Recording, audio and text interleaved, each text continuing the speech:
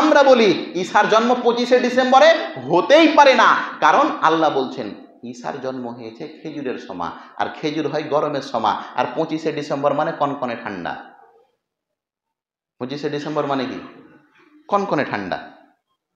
Main ঠান্ডা তো 15 December থেকে নিয়ে 15ই জানুয়ারি, এই ঠান্ডাটাই তো হাড় কাঁপা। তো 25শে ডিসেম্বরে কি করে ঈসার জন্ম হতে পারে?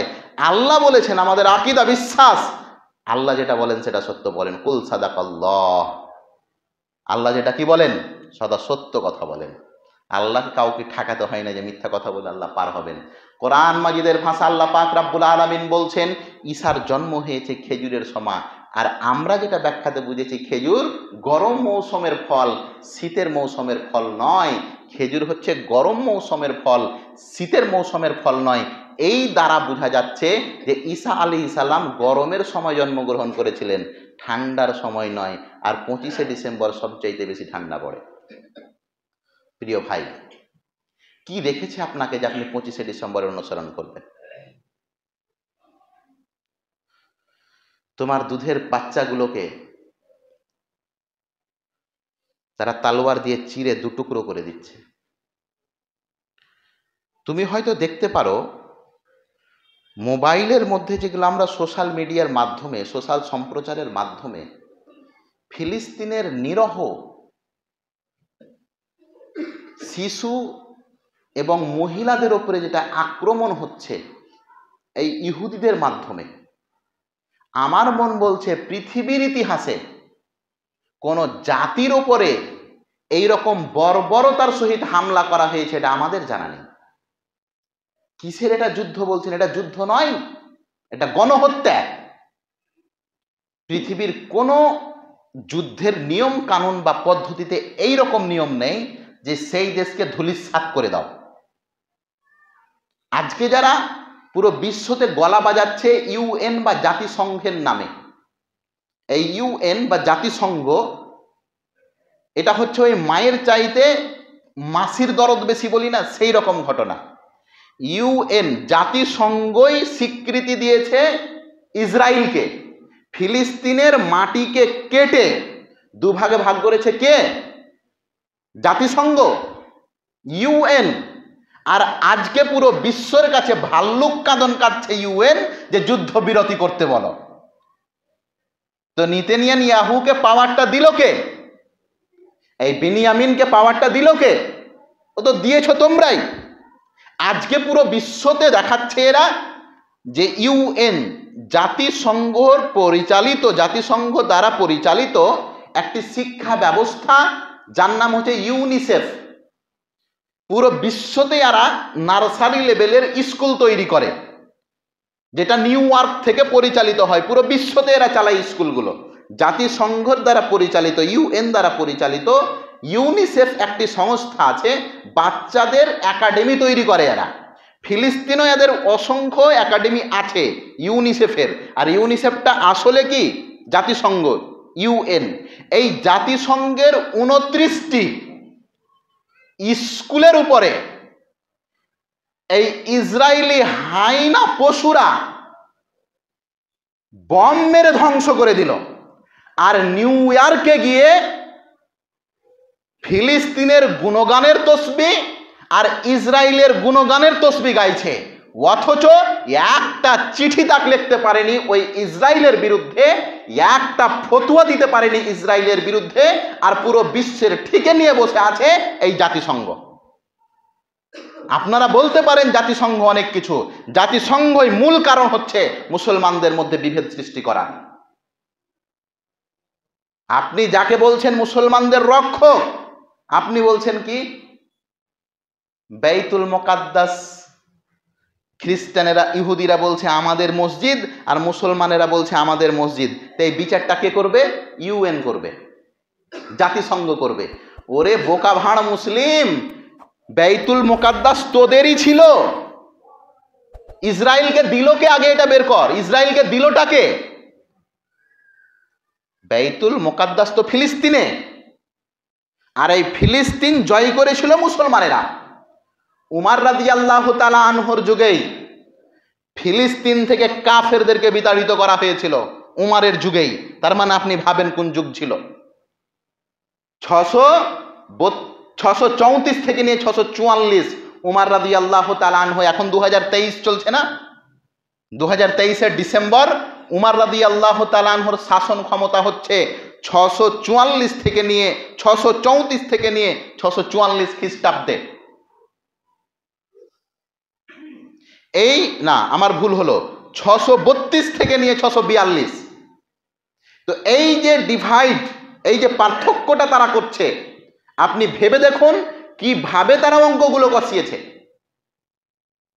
আপনাদের জমিকে কেটে দিল যারা ইসরায়েলকে, তারাই নাকি বেলে ওই জমিটার ফের বিচার করবে। তো তুই দিলি কেনা? হ্যাঁ আগে হ্যাঁ, জমি তো আমাদেরই ছিল, 1947-এ কেটে কেন দিলি? তোর বাবার জমি ছিল ওটা।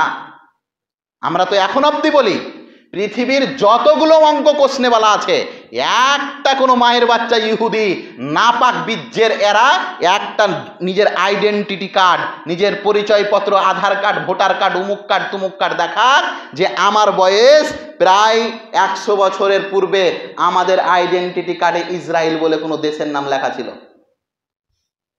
কোনো অস্তিত্ব ছিল না। এই তো 75-76 বছর পূর্বের ঘটনা। দেখাক কোনো মায়ের বেটা 75-76 বছর পূর্বে আমার আইডেন্টিটি কার্ডে লেখা ছিল আমার দেশের নাম ইসরায়েল। বরঞ্চ ওই মাটি ছিল মুসলমানদের, আজকে দিয়ে দিল কারাকে? ইসরায়েলকে দিয়ে দিল। প্রিয় ভাই, আমি আপনাকে যে কথা বলতে চাইছি, যারা আজকে তোমাদের মা ও বোনদের ইজ্জতকে নিয়ে ছিনিমিনি করছে, আজকে তোমরা তাদের নাম দিয়ে এই বড়দিন, এই 25শে ডিসেম্বরে হই হুল্লোড় করো। তোমার লজ্জা যদি থাকে, তোমার শরীরে যদি রক্ত থাকে, তোমার শরীরের মধ্যে যদি বিবেক বুদ্ধি থাকে, তাহলে কোনোদিনই ওই নাপাক অপবিত্র গালিজ কন্টালের কন্টাল নোংরার দিকে তুমি চেহারা করে দিবে, কোনো আপত্তি নেই, কিন্তু ইহুদির দিকে মুখও করবে না। তুমি নোংরা পড়ে আছে সেদিকে দেখো, কোনো সমস্যা নেই, কিন্তু ইহুদির দিকে চেহারা তাক করবে না। কোরআন মাজিদের কতটি আয়াত নেবে? স্পষ্টভাবে যদি আল্লাহ বলেছেন তোমাদের শত্রু কেউ হয় তাহলে ইহুদি খ্রিস্টান। লা তাত্তাখিযুল ইয়াহুদা ওয়ালান নাসারা, ইহুদি এবং নাসারাদেরকে সহ্যই করিও না তোমরা। সহ্য বলছেন মৌলভী সাহেব, বন্ধু বানিয়ে বাড়িতে পিকনিক খাওয়াই, খাওয়ান না? কিসের মুসলিমেরা, কিসের তরুণেরা, যাদের তরুণদের রক্তগুলো হচ্ছে ইহুদিদের রক্ত। এই তরুণদের পা থেকে নিয়ে মাথা অবধি পুরো পোশাক আশাক সমস্ত কিছু ঢাকা আছে, ঢেকে দিয়েছে ইহুদি খ্রিস্টানেরা। এরাই সালাহুদ্দিন আইয়ুবী তৈরি হবে। সালাহুদ্দিন আইয়ুবী সাহেবের ইতিহাসে একটি কথা পাওয়া যায়, ঘটনা কতদূর সত্য আল্লাহ মালুম। সালাহুদ্দিন আইয়ুবী সাহেব যখন ফিলিস্তিন যখন জয় করলেন, এই ফিলিস্তিন জয় করার সময় কাফেরেরা দেখছে মুসলমানদেরকে তো থামা যাচ্ছে না, একের পর এক মুসলমানেরা জয় লাভ করছে।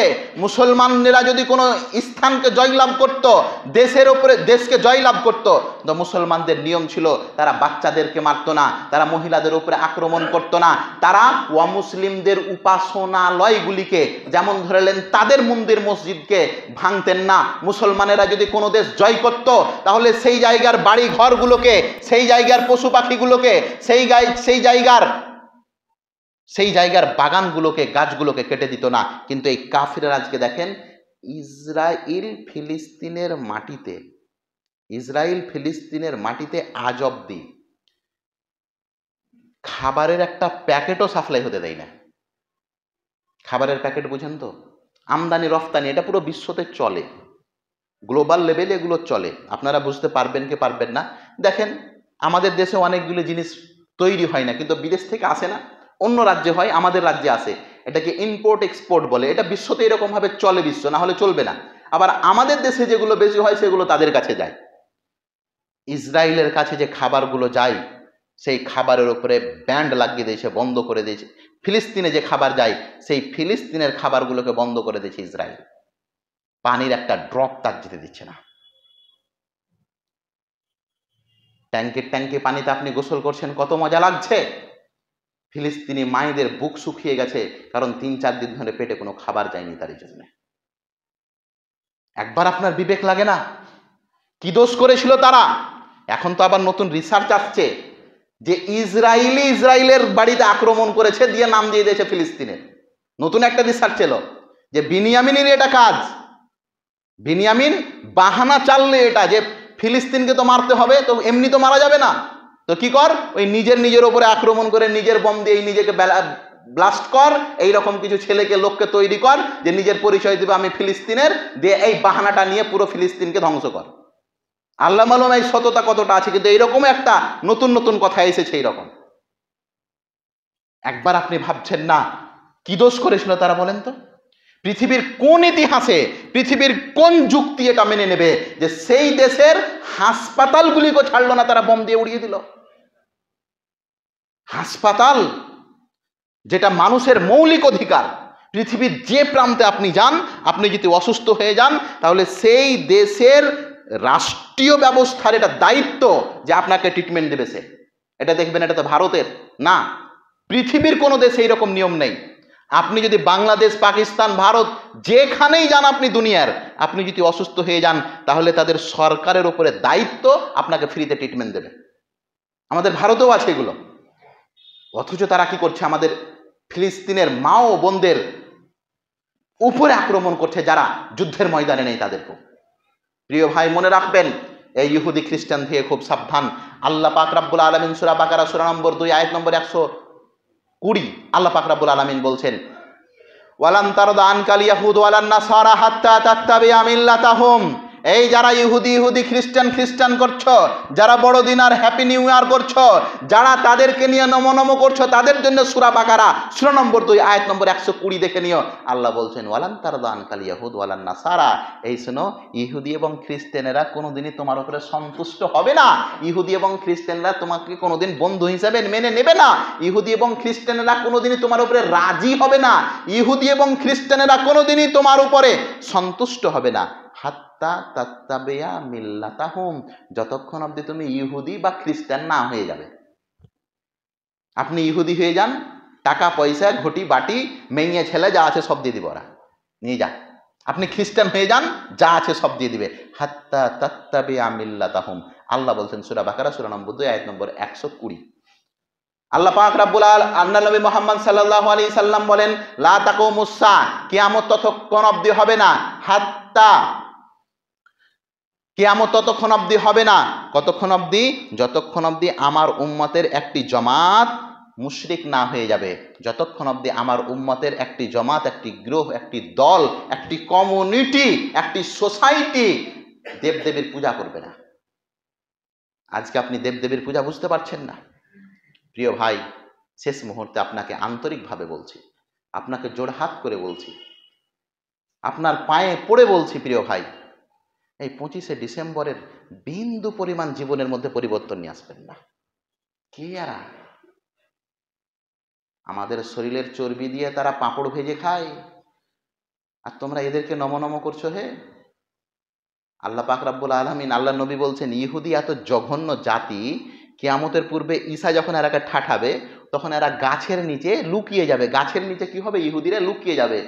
এত ইহুদিদের শত্রু, ইহুদিরাকে এত ঘৃণা করে, গাছও সেই দিন রাগ করে ঈসাকে বলে দেবে, ঈসা, এই যে আমার গাছের পিছনে ইহুদিরা লুকিয়ে আছে, এরাকে জবাই কর। পৃথিবীর প্রত্যেকটা আল্লাহর সৃষ্টি ইহুদিদের উপরে রেগে আছে, আর রেগে থাকবে না? এখনো আপনি দেখেন, যারা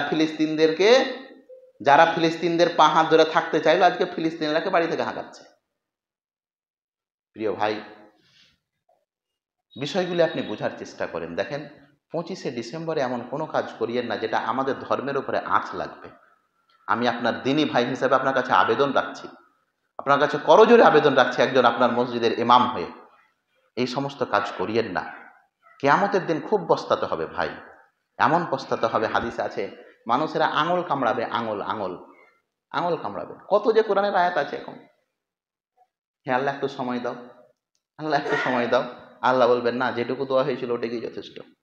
আপনি বলবেন, কোন তো তোরা আবা, যদি মাটি হয়ে যেতাম ওটাই ভালো হতো। আল্লাহ বলবেন, মাটি হওয়ার সুযোগ নেই, নেকি চাপবে পাল্লাতে, আর মাটি হওয়ার সুযোগ নেই। ইয়া লাইতানি কুনতু তুরাবা, সূরা নাবার একবারে শেষ আয়াত এটা। আপনি বলবেন, হাই, যদি যদি মাটি হয়ে যেতাম, ইট পাথর হয়ে যেতাম, হিসাব টিসাব হতো না, ভালোই হতো। আল্লাহ বলবেন আর সুযোগ নেই। লাউলা আখারতানি ইলা আজালিন কারিব ফাআসাদদাকা ওয়া কুম মিনাস সলিহিন ওয়া লা ইউআখিরুল্লাহু নাফসান ইযা জাআ আজালুহা ওয়াল্লাহু খাবীরুম বিমা তা'মালুন। কত স্পষ্ট ভাষায় বলছেন, কিয়ামতের দিনে যখন জাহান্নামে ফেলা হবে, আপনি বলবেন আল্লাহ একটু যদি সময় আর দিতে তাহলে আমি এইরকম করে দিতাম, নেককার হয়ে যেতাম। আল্লাহ বলবেন হয়েছে, তোমাকে যা সময় দেওয়া হয়েছিল সেই পূর্ণ সময়ের তুমি কি করেছো, ব্যবহার করে নিয়েছো, আর তোমাকে সময় দেওয়া হবে না। হে প্রিয় ভাই, একটু ভাবুন বিষয়গুলি। এই ইহুদি খ্রিস্টানদেরকে চারিদিক থেকে না বলুন, চারিদিক থেকে না বলুন। আমরা বলেছি ইহুদি খ্রিস্টানদের পণ্যকে না বলুন, যতটা সাধ্য আছে ততটা। আমি বলিনি যেটা চলবে না, একবারে পারবো না ওটাকে ছাড়তে, সেটা তো আল্লাহকে বলবেন। আল্লাহ পক্ষপাতিত্ব ছিল না, কি করব। আজকে আপনি ইহুদিদের জিনিস তৈরি করছেন, ওই ইহুদিদের টাকাটা ওখানে যাচ্ছে, ওখানে ওটা বম তৈরি হচ্ছে, আপনার মা বোন, আপনার ভাই, আপনার বন্ধু মুসলমানদের উপর আক্রমণ করছে তারা। আপনি ফের প্রশ্ন করিয়েন না, মৌলভী সাহেব এগলে এগলে শব্দ দখল করে আছে। আরে আল্লাহর বান্দা, আপনি যেটুকু পারবেন সেটুকু করেন বলেছি আপনাকে। আপনি পারবেন এটা, ওটা করেন, যেটা পারবেন না আল্লাহকে ওটা কৈফিয়ত দেবেন যে আল্লাহ পারিনি, না হলে চলতো না। আল্লাহ যেন আমাদের সকলকে এই ইহুদি খ্রিস্টান থেকে পরিত্রাণ, ইহুদিদের অনুসরণ থেকে পরিত্রাণ, এবং বিশেষভাবে 25শে ডিসেম্বরের এই 25শে ডিসেম্বরের কোনো একটি অংশ যেন আমাদের জন্য উদযাপনের দিন হয়। এটা আমাদের জন্য কোনো জিনিস নয়, এটা ইহুদি খ্রিস্টানদের একটি উৎসব। এই উৎসবে আমরা কখনোই অংশগ্রহণ করতে পারি না। আল্লাহ যেন আমাদের সকলকে সঠিক পথে চলার তৌফিক দান করেন। আমিন।